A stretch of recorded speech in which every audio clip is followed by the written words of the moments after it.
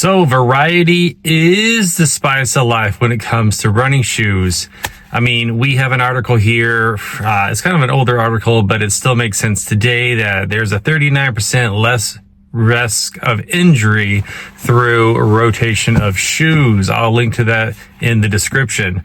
But you know, a comment came across that really got me thinking about this, and basically it was on the Mount Coast shoes and how there is definitely a leaning more towards a firmer midsole material, and I will even add on to a not max height cushion for those particular shoes. Now that is just one, that's out there, but it is in direct comparison to a lot of the really, upwards greater than 30 millimeter stack height on both the forefoot and the rear foot, not considering the drop or anything like that. But usually that material is quite squishy.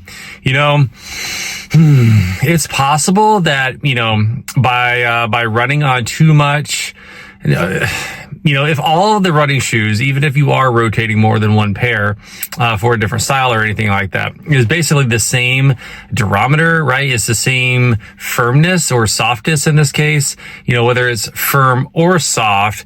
I think that, that repetition might not be the best. All right. I think, in a way you almost want to keep the structures of the foot, the lower leg, and all the other, really important bits that go into running guessing, just consistently change things, change, the terrain that you're running on, grass, gravel, dirt, mud, snow, asphalt, if you can avoid concrete.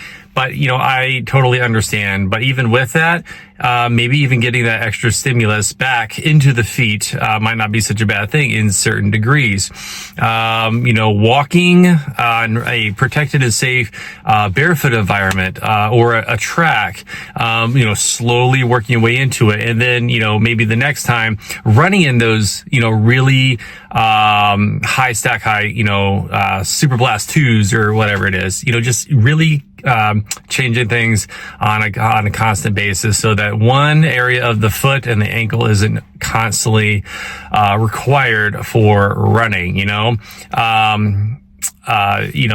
you're a midfoot striker, maybe thinking about doing a little bit of, posterior midfoot, not so much heel.